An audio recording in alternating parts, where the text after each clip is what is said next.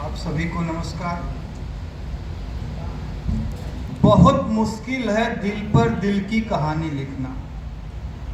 बहुत मुश्किल है दिल पर दिल की कहानी लिखना, वैसे ही जैसे बहते हुए पानी पर पानी लिखना। आज हम लोगों के बीच में माननीय सहकारी संघ लिमिटेड उत्तर प्रदेश के पूर्व सभापति अरिजीत भैया बैठे हैं। हम लोगों के मुख्य अतिथि के रूप में बैठे हैं। यह इसलिए हमको कहना पड़ा कि इनके आगे हम लोग उसी सूरज के समान, उसी सूरज की तरह दीपक के समान हैं जैसे हम लोग अरिजीत भैया के सामने हैं। सारा समय इनको हम लोग देंगे। और लेट तो हो ही रहा है, कार्यक्रम थोड़ा लेट से शुरू भी हुआ है। और सबसे बड़ी बात है कि हम लोगों की गैदरिंग भी बहुत कम है।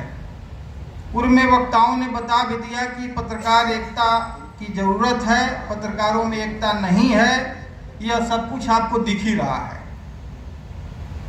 एक ये जो चुनौती वाली बात है, तो चुनौती में ज़्यादा समय हम इसलिए नहीं लेंगे कि हमको भी लेट ही हो रहा है।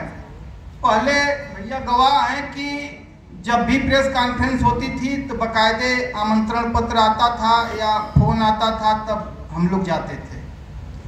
आज हम ही चुनौती बने हुए हैं अपने पत्रकारों के बीच में। कोई बुलावा नहीं आ रहा है, अफसर अभी आने ही वाला है, तब तक हमारे लोग जा करके वहाँ बैठे हुए हैं। यह भी एक चुनौती है। तो ऐसी स्थिति में हम कहना यह चाहेंगे कि रोशनी खुद बता देती है हकीकत क्या है। रोशनी खुद बता देती है हकीकत क्या है। तुम सूरज हो, बताने की जरूरत क्या है। आप पत्रकार रहेंगे तो अफसर आपको जानेगा, वहां यह बताने की जरूरत नहीं है। आगे आगे जाके उनका अगवानी करने की जरूरत नहीं है। यही चुनौती है पत्रकारिता की। पत्रकारिता की जो चुनौतियां हैं वो सब यही हैं कि आगे आगे आप अगवानी में उनके पहुंच जा रहे हैं। आपसे अनुरोध है कि आप अपने में सुधार करिए। पत्रकारिता में चुनौतियां कम होती जाएंगी। और एक बात आपको और बता देंगे, एक दो बातें ही करना है हमको। जो ये उपस्थिति हम लोगों की कम है, तो हम अपने को नहीं और मास्टर साहब जो राष्ट्रीय अध्यक्ष हैं धर्मेंद्र जी को ही नहीं कह रहे हैं, ये सभी पत्रकारों को कह रहे हैं कि दिखावा ही करना है तो कुछ बड़ा कर। दिखावा ही करना है तो कुछ बड़ा कर, वरना तू खुद को शायर नहीं आशिक कहा कर। तो ये हम सब लोगों के ऊपर लागू हो रही है। और अंत में यह भी कह रहे हैं कि आपको तमाम लोगों को इन्होंने आमंत्रित किया होगा, वो अपने आप को वजनदार समझे होंगे, इसलिए कार्यक्रम में नहीं आए हैं। अपने को कुछ ज्यादा ही वजनदार समझे होंगे, तो इसलिए कार्यक्रम में नहीं आए होंगे। तो उनके आने न आने से कार्यक्रम की महत्ता नहीं कम हो जाएगी। इसमें विचारों का आदान प्रदान होगा और यहाँ से एक नई ऊर्जा लेकर के आप जाएंगे।